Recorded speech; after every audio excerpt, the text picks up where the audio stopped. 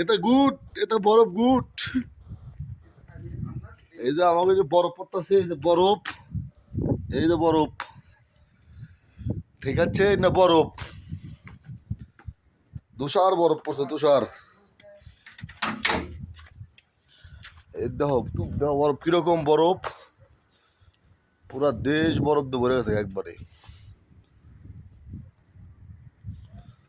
না খালি সব বরফ,